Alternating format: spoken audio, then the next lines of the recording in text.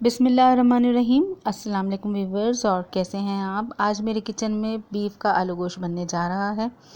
और आलू गोश्त बनाने के लिए मुझे जिन चीज़ों की ज़रूरत है उसमें सबसे पहले तो रिक्वायर्ड है 750 ग्राम बीफ का गोश्त, जिसको मैं 25 मिनट के लिए पानी डाल के प्रेशर कुकर में गलने के लिए रख दूँगी। अच्छा पानी मुझे इतना डालना है कि मैं फिर वही पानी जो है ग्रेवी बनाने के लिए यूज़ कर लूँ। और बड़े ही मज़ेदार का आलू गोश्त है ये। तो इसको बनाने के लिए जिस चीज़ों की ज़रूरत है आइए देख लेते हैं। सबसे पहले तो मैंने 3 बड़े साइज़ की प्याज ली हैं जिन्हें स्लाइस कर लिया है। 4 आलू हैं जिन्हें मैंने छील लिया है। 1 कप दही है। 2 खाने के चमचे लहसुन अदरक है। 1 खाने के चमचा कुटी हुई मिर्च, 2 खाने के चमचे पिसी हुई मिर्च, 2.5 खाने के चमचे पिसा हुआ धनिया, 1 खाने का चमचा नमक और 1 चाय का चमचा पिसी हुई हल्दी चाहिए मुझे। अच्छा, साबुत मुझे मसाले चाहिए। दालचीनी थोड़ी सी चाहिए मुझे, 15 काली मिर्च चाहिए, 1 खाने का चमचा ज़ीरा चाहिए, 4-5 लौंगे चाहिए और 4 ही मुझे दालचीनी चाहिए। दालचीनी मैं छील के इसके बीज निकाल लूँगी।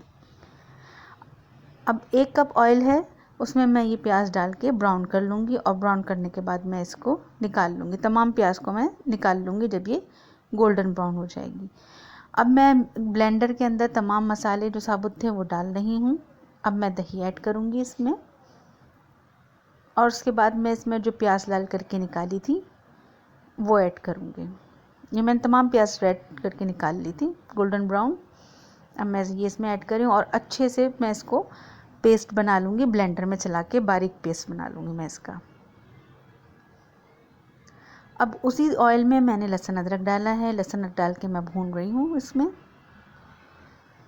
और गोश्त गल गया था, 20-25 मिनट हो गए थे, तो फिर मैंने उसको निकाल लिया है। अच्छा, उसकी ग्रेवी बनाने के लिए मसाले की मैंने यखनी को सेव कर रखा है, वो अभी मैंने ऐड नहीं करी है, सिर्फ मैंने गोश्त इसमें ऐड करा है। लहसुन अदरक के साथ मैं गोश्त को भून रही हूँ। और भूनने के बाद जब ये अच्छा सा भून जाएगा तो फिर मैं इसके अंदर आलू मैंने काट लिए हैं और वो आलू मैं इसके अंदर ऐड कर दूँगी।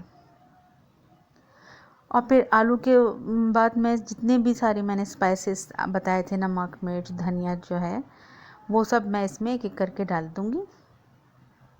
और जो मैंने यखनी बनाई है उसी का पानी थोड़ा सा लेके मैं इसमें डालूँगी, ताकि ये मसाले पानी में अच्छे से ज़रा भुन जाए, लगे ना नीचे।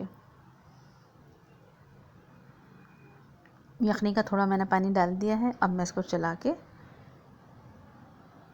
मसाले को भुनने के लिए रख दूँगी।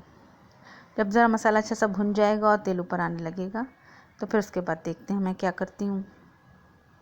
जी, अब ये रेडी हो गया है, यानी मसाला भुन गया है। तो मसाला भुनने के बाद अब मैं जितना भी यखनी थी गोश्त की, वो सारा पानी मैं इसमें यखनी ऐड कर दूँगी। यखनी यानी वही पानी जिसमें मैंने गोश्त को गलाया था।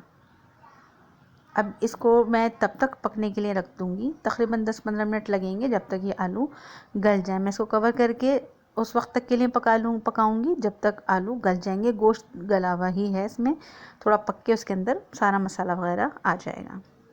अब आलू अच्छे से गल गए हैं और मसाला भी खूब अच्छे से भुन गया है। तो अब मैंने जो वो पेस्ट बना के रखा था दही और प्याज का, ये मैं इसमें डाल रही हूँ। और अब इसमें डालने के बाद मैं इसको अच्छे से भूनूंगी। और इसमें जो थोड़ा बहुत पानी मसाले में रहता है वो भी मैं इसमें मिक्स करके डाल दूँगी। ये जो मैंने पेस्ट बनाया था इसमें थोड़ा सा पानी लेके वो भी मैं इसमें डाल रही हूँ। 2 टेबल स्पून बस ओनली डलेगा इसके अंदर ना, ताकि जो है वो थोड़ा सा जो पेस्ट है वो सारा इसमें आ जाए। अब मैं इसको जब तक के लिए हल्की बिल्कुल लो फ्लेम पे रखूँगी जब तक ये अच्छा सा दम पे आ जाए, तकरीबन 15-20 मिनट के लिए। फिर मैं आपको दिखाऊँगी इसे डिश आउट करके। और मैंने अब इसको डिश आउट कर लिया है। डिश आउट करने के बाद आप देख सकते हैं कि ये इस तरह का रेडी है। बड़ी ही खुशबूदार अच्छा सा मसालेदार जो है वो रेडी है। अब जब तक के लिए अल्लाह हाफ़िज़। जब तक नई वीडियो बनती है, जज़ाकल्लाह, दुआओं में याद रखिएगा। अल्लाह हाफ़िज़।